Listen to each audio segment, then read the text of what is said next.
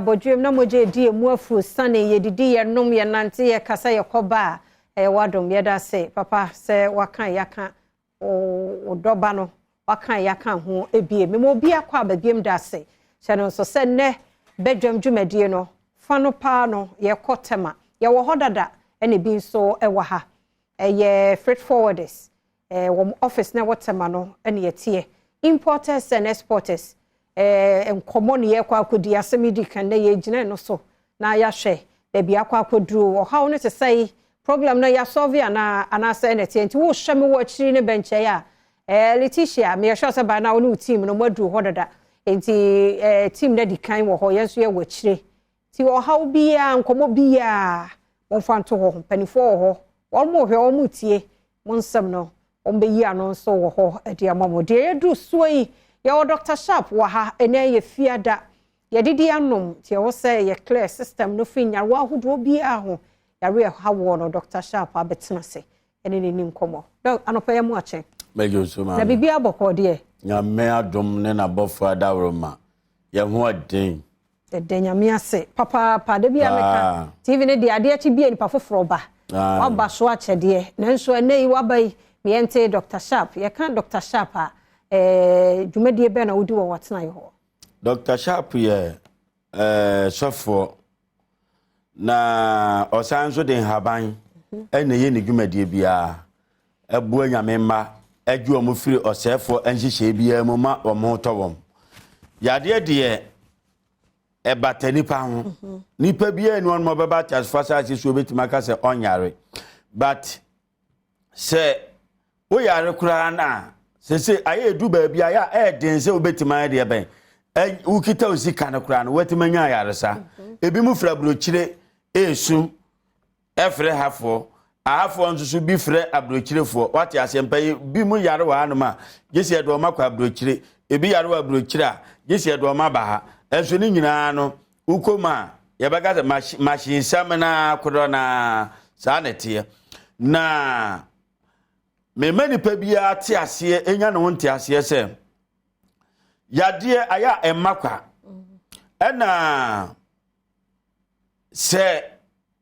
wanya ba bi potia eya wodo yade bekwa obetu skagu abre se bebre ni gidie kura ewo abibidum especially abrochirefo no enso yade ye chronic ni nyina no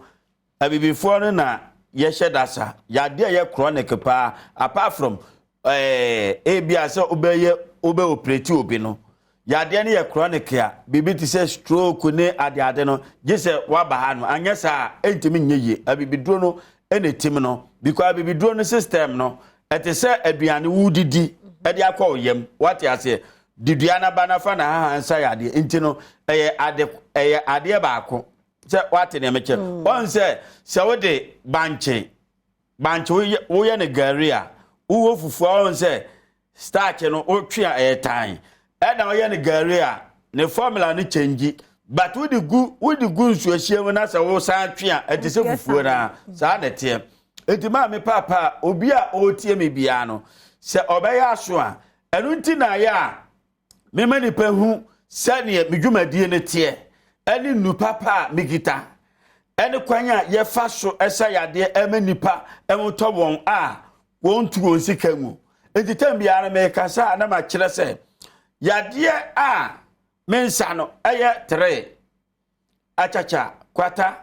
ena kompo apart no yade bia no mesa ofre ne yesi yebetima sa ne yesi yantimi ansa eno no yediscato so ma say yebema 150 million what as your sign broker say obetimi dia ba ene media ayibia papers bia mu say ye adwuma ma akran anyeye ye fraud what as ye fraud ebi ntimi nsi we ho no moda what ne mecho no yesa nyame nam yeso ihaba de edidwuma bebre abua papa ehun nsem no ebro so se wo yare na se okọ hospital bi na okara duru kasiem doctor se no ebi kondem abibiduro ena ebi a wakoma pa wono no aya na adwen se oye nyameso adwuma no otimi kiro se yade we se de enye de ben enye hospital yade ebe ya tie o fa kompaibo anase kope abibiduro bi ye de be eye abibiduro dwumadie no so etese mpaebo pepepe obi a ommeye no ontimi nya abibiduro ene omuka ne sa eye kwa obi a ga ayi wiase no wo hwe nneoma bi a onti nneoma bi ase but obi enu onuma osi sei ni obo bolu ni oye politics o ni oye de anyo ni if you talk kura na se wo ton pia watakura no na se ma me papa chese wo background no enye stronger me pa cho pia watana anoma awansana kura nsiso what na me chance sa na tie enti obi a oye bibidro no nso no etese mpaibo because obi mu me se oba me onoma me hwehwe enye si efi onoma na de eduro ka wonsese me hwehwem na mahu se bi a wafom anase dian kwan be na yade ne nam so ebae fi se nipa anyare keke obi onoma watena asia wonim se sa diwe ma na ye nom no obi onoma watena asia be 30 years onum diwe ma da meme na oba na be ma no che maduro na oba no ka baby 1 year mu ene ye we onu wanum diwe ma da woti ase nso onya 125 wati ase eno nje se wo nso na enum diwe ma so wati na me chance sa na tie obi wonu ma onyare bibia anya no yade emma keke yade aya kwanya yade fa so eba no eye ensem bebre enti ahwem esre emma wo se bia mfumsuo bi na waya ase ne Yesu ka che na suafo anse we anya ne na ananaja ena ayebone nemum sebe ye nyankopɔ ani onyam beda dinti yewo bisu ono ma enfomsuo na nkasa na efiri yen yankasa enemafo no neoma bebre ebe din se wo mfro trotro dia hu bi se o ti trotro ma se akora bi ti ono ma obesole se panyine tenase awala mpo ozu adwene ye osai o nye serious masa wo pa o ti okra mpo no pe wa ye yi amo ase asore ama ono na tenase betete no na ntesa nti no me sam na nneoma no edos akra ketekete ubon sensem bebre ena tete no obi beka se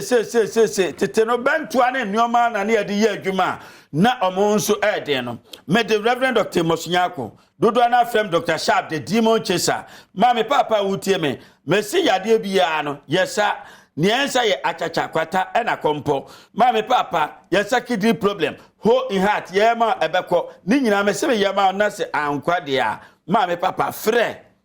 na obi ante yenka guarantee e de ama no liver problem yeye me pacho cancer osa me pacho yesa ma ne ko me pacho stroke condemn one yeye ma ne ko obi hu kika na pacho yeye ni nyina ye Herbal ne ye de ye me pacho me honom no